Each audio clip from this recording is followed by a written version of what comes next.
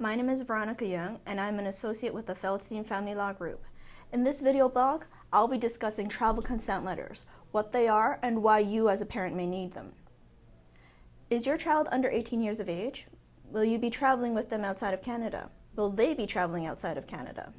Will they be traveling without all of their custodial parents or custodial guardians? If the answer to all the above were yes, then your child needs a travel consent letter from each custodial parent who is not traveling with them. Even if you have sole custody of your child, a travel consent letter from the other parent, the access parent, is still necessary. Canadian border agents and foreign governments have no idea about your custody arrangements. They're not psychic. They have no way of knowing whether a child's parents have consented to a trip or whether that child is being abducted by one parent or some stranger. The border agents can refuse to allow you to enter or leave their country with the child if there's any concern that you are doing so without the full consent from both parents and or custodial guardians.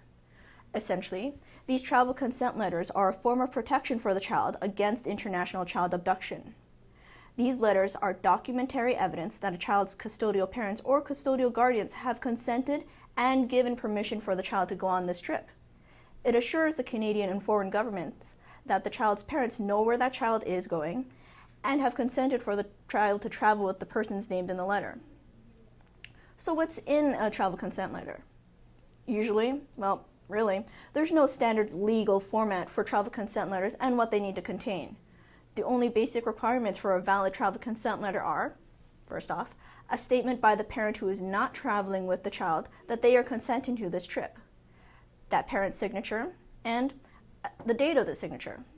However, most family law lawyers recommend for travel consent letters to clearly and concisely set out specific details regarding the trip, including departure times and locations, locations to and from where the child will be traveling, where the child will be staying, contact information for hotel, the parents, and the child during the trip, and what the basic return plans are. It is also recommended that the parent consenting to travel gets that travel consent letter notarized. Some governments or jurisdictions may not accept a non-notarized letter as sufficient evidence of parental consent. The above information and notarization on a travel consent can help minimize complications when crossing borders or in the unfortunate circumstance of an emergency abroad while with your child. Parents should seek the assistance of a family law lawyer when drafting a travel consent letter or preparing to sign one. If a letter is drafted too broadly or unclearly, it may lead to the parents having different ideas as to how long the traveling parent can travel with that child. A clear, detailed, and precise travel consent letter prepared by a family law lawyer can ensure that there is no confusion and that both parents' rights are protected.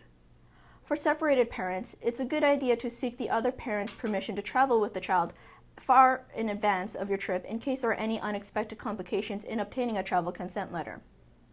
I hope this video was helpful and thank you for watching. For more information regarding custody, access, or international child abduction, please visit our website at www.separation.ca or call us for a consultation at 905-415-1636.